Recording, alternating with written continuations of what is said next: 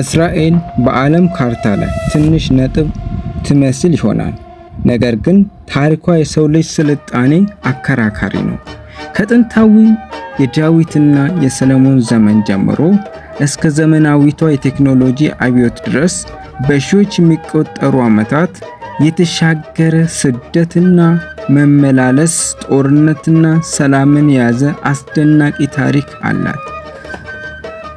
ዛሬ በ5 ደቂቃ ውስጥ የዚችን ሀገር የተወሳሰበና አጓጊ ታሪክ እንቃኛለን። ከ4000 ዓመታት በፊት አይሁዳውያን በዚህ መሬት ላይ መኖር ጀመሩ። በንጉሡ ሰለሞን ዘመን የተገነባውን ቤተ መቅደስ የነሱ የሃይማኖትና የባህል ማዕከል ነበር። ነገር ግን ይህ መሬት ለብዙ አጼዎችና ወራሪዎች ምኞት ነበር። ባቢሎናውያን፣ ፋርሳውያን እና በመጨረሻ ሮማውያን ምድሪቱን ተቆጣጠሩ።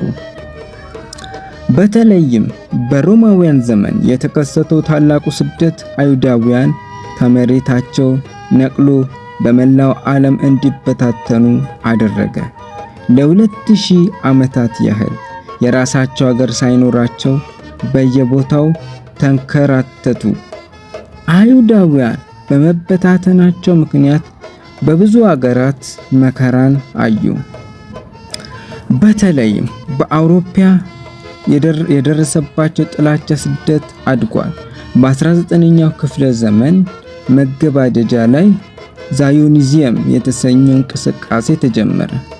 ይህም አይሁዳውያን ወደ ቀድሞ የጥንት አባቶቻቸው ምድር ተመልሰው ራሳቸው መመስረት አለባቸው የሚል እምነት ነበር። ይሁን እንጂ በሁለተኛው የዓለም ጦርነት ወቅት በናዚ ጀርመን የደረሰውን ሆሎኮስት 6 ሚሊዮን አይሁዳውያን ሕይወት የቀጠፈበት ዓለምን ያስደነገጠና ለሀገር መመስረት የነበረው ፍላጎት በብዙ እጥፍ ያገረሸበት ክስተት ነው። በ1948 ዓመተ ምህረት እስራኤል በይፋ ነፃነቷን አወጀች። ይህ እርምጃ ግን የሰላም መጀመሪያ ሳይሆን የአዳዲስ ግጭቶች መጀመሪያ ነበር። ከተመሰረተችበት ቀን ጀምሮ ከአጎራባች ሀገራት ጋር በተደረገው ተከታታይ ጦርነቶች ውስጥ አልፋለች። ነገር ግን እስራኤል አንድ አስገራሚ ነገር አደረገች። ምንም የለባትም ተብሎ በሚታሰበው በረሃ ውስጥ ውሃንና አፈርን አስተካክላ ግብርናን አበቀለች። ትምህርትንና ፈጠራን ዋና የአገሪቱ የጦር መሳሪያ አደረገች። ዛሬ እስራኤል የስታርት አፕ ብሔር በመባል ትታወቃለች።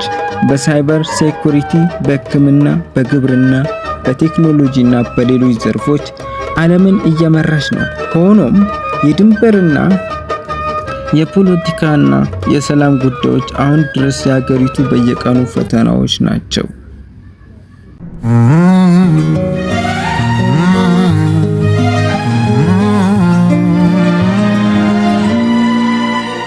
מישל זוהר אילה, אני באפלה, איך השארת אותי בצל, כוכבת בלי תהילה, משוגעת גדולה, אני קם ונופל.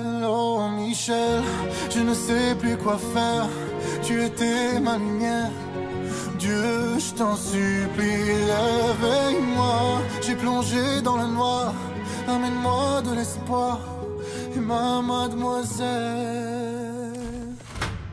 Alors je danse avec les mots, tu me verras rire, rire à nouveau.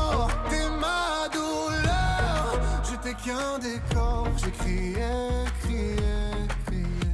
Michel, je te laisse partir, adieu ma belle, je te laisse partir, mais je t'aime.